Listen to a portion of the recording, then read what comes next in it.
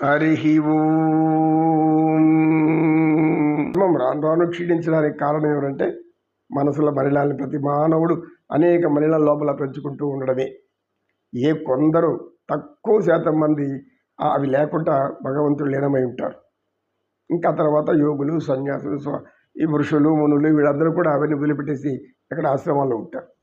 కనుక నీవు అడిగింది ఈ విధంగా కలియుగం ఎందుకుంటుందంటే మనకు పోతులూరి వీరబ్రహ్మేంద్ర స్వామి కాలజ్ఞానం చెప్పారు.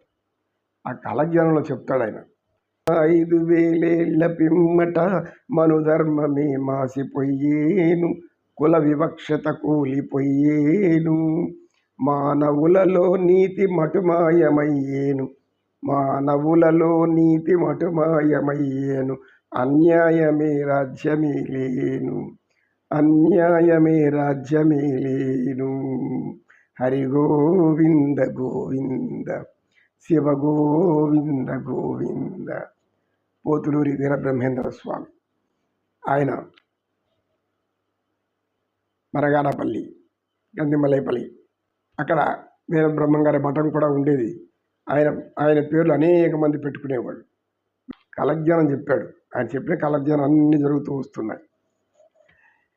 చిలకమ్మ పలుకవి పలుకు, నీరబ్రహ్మము మాట నిత్యమై సత్యమై నిఖిలమై నిలిచేటట్లు చిలకమ్మ పలుకవే పలుకు. పలనాటి సీమలో ప్రజల వంచన చేసి ద్రవ్యమంతా ఒకడు దోచేను, కంచికి పడమట గాండ్లవారింటిలో కామధేనువు ఒకటి పుట్టేను. పలనాటి సీమలో ప్రజల వంచన చేసి ద్రవ్యమంతా ఒకడు దోచేను. శివ గోవింద గోవింద, హరి గోవింద గోవింద. ఆయన చెప్పిన కాలజ్ఞానం ఒక మహానటుడు, నట సార్వభౌముడు, నట చక్రవర్తి, నట కిరీటి, నటరత్న అనేక బిరుదులు పొందినటువంటి మహానటుడు. ఆయన నటనా సామర్థ్యం అంతా ఇంత కాదు. ఆ రూపము, ఆ వేషధారణ ఆయన అందుకోసమే జన్మించాడా అనిపిస్తుంది. వీరబ్రహ్మం గారి చిత్రం తీశారు ఆయన. అందులో ఎంత అద్భుతంగా చిరునవ్వుతోనే చెప్తాడు అన్ని కాలజ్ఞానం. వీరబ్రహ్మమే మరలా వచ్చాడా అనిపిస్తుంది ఆ చిత్రం చూసినప్పుడు మా లాంటి వాళ్ళకి ఆ రోజుల్లో. కనుక మహామహాత్ములంతా కూడా కాలజ్ఞానం చెప్పినట్టు జరుగుతాం, తప్పదు. ఎందుకంటే కలియుగంలో మనుషులు బాధింపబడుతూనే ఉండాలి, పీడింపబడుతూనే ఉండాలి. ఎవరు పీడితులో, ఎవరు బాధితులో, బాధించి తలుచుకున్నారు.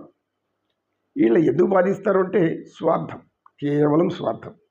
మానవుడు ఒక్కడు స్వార్థపరుడైతే ఎవడైనా సరే, అధికారంలో ఉండేవాడు లేదా అధికారి, ఏ ఆఫీసరు లేదా పరిపాలకుడు ఎవరైనా కావచ్చు, దేశాన్ని పరిపాలన చక్రవర్తి అయినా కావచ్చు, స్వార్థం అనేది ఎవరిలో ఉంటుందో ఆ స్వార్థాన్ని ఏం చేస్తుంది, వెంటనే మనిషిని బుద్ధి నశింపజేస్తుంది. బుద్ధి నశించిన వెంటనే మానవులను పీడించడమే పనిగా పెట్టుకుంటారు. ఎవరైతే తమవారు అంటారో వాళ్ళకు ఒక నీతి, ఇతరులు అంటారు వాళ్ళకు ఒక నీతిలో ఒక పండితుడు సన్మాన కార్యక్రమానికి పోయాడు. మహాపండితుడు, మేధావి. పోతే అక్కడ ఉండే వాళ్ళందరూ కూడా మామూలు వాళ్ళు. ఆయన పిలిచారు, ఏదో ఆయన గొప్పవాడని పిలిచారు. కూర్చున్నాడు. పోయి ఒక కుర్చీ తెచ్చి వేశారు. నేను మహాపండితుడిని, వేదాలు చదివిన వాడిని, నాకు సరి దిక్కే, నా మాటకు తిరిగే లేదు. రాజులు వాళ్ళు వీళ్ళంతా సన్మానించారు, ఇది పనికిరాని కుర్చీ, సింహాసనం అండి. అయితే ఏం చేసింది పాపం, పరిగెత్తుకుని ఆడ తిరిగి ఈ పెళ్ళికి వేస్తారు కదా సింహాసనం, అది కూర్చోబెట్టారు. కూర్చున్నాడు. ఆ తర్వాత పండితులు ఎవరు నమస్కారం, వాళ్ళకేం ఏమి మీ వాళ్ళకి చెప్పాలా, ఏం చెప్పాలి నేను, కండువా ఎక్కడ, నాకు కండువా వేసి గౌరవిస్తారు, కండువా ఎడ, కండువా లేదు, పనికిరాని ఎండలో ఎండిపోయే మీరు, ఎండి కట్టెపుల్ల లాంటి వారు మీరు తినేదే, వంట చేసుకునేది వంట, అది వంట కాదు, కట్టెపుల్లలతో వండింది మేము తినం, మేము అనేక అవి ఇవి ఉండాలి అని అనేక విధాలుగా వాళ్ళని ఇబ్బంది పెట్టాడు. అయ్యా మాకు తెలియదు, ఇవన్నీ మేము ముందు కనుక్కోలేదు, మీ శిష్యులు ఉండి అడుగుంటాము, కానీ మీరు గొప్పవారని విన్నాము, ఏదో మాకు నాలుగు మంచి మాటలు చెప్తాను పిలిపించాము. ఏం మంచి మాట చెప్పాలి, మీ పిల్లలందరూ ఏం చదువుకుంటున్నారు అని. మా పిల్లలంతా అది చదువుతున్నారు, ఇది చదువుతున్నారు, ఇవి చదువుతున్నారు. మీకు ఈ రాజుగారు అనవసరమైనటువంటి ఉచితమంతా ఇచ్చేశారు. మీకు ఇంట్లో కూర్చోబెట్టి తినేసేసి వాళ్ళను ఏం చేయకుండా వాళ్ళకి అంచె పౌష్టికాహారం, ఈ ఉచిత విద్య ఇవన్నీ బట్టి పోషించి మీరేం చదువుతారు, ఏం నేర్చుకుంటారు? పాండిత్యమే వస్తుంది మీ ముఖాలకి. అదంతా కాదు, ఆ ఆహారము అవన్నీ మీకు పెట్టి చదువు చెప్పాలన్నా ఊరికి అనవసరంగా. ఈ చదువు చెప్పడం వల్ల ఏం ప్రయోజనం ఉంది? అవన్నీ చదువుకొని మీరేం చేస్తారు? నాలాంటి పండితులు కావాలి. నేను నా పండితం చూపిస్తే ఎంత ఇస్తారు తెలుసా? 5 లక్షలు 10 లక్షలు కూడా ఇస్తారు. మీరెంత ఇస్తారు నాకు ముందు చెప్పండి, లేదంటే నేను నోరు విప్పాను. అయ్యా ఏదో మా దగ్గర ఉన్నది కొంచెం ఇస్తాము, అది కొంచెం గించెం కాదు. మీది ఇక్కడంతా నాకు సరైనటువంటి ట్రీట్మెంట్ లేదు, అంటే నన్ను మీరు సరిగా పరామర్శించలేదు, సరైన రీతిలో గౌరవించడం లేదు. మీరు గౌరవించరు కాబట్టి నాకు ఇది వద్దు అని అల్లించాం. అయ్యో అది కాదండి మన్నించండి, కూర్చోండి, కాస్త మీకు తెలిసి చెప్పండి 4 మాటలు. 4 మాటలు మీకెందుకు చెప్పాలి? కూలివాడికి మగబెట్టేందుకు అనే విధంగా మాట్లాడాడు.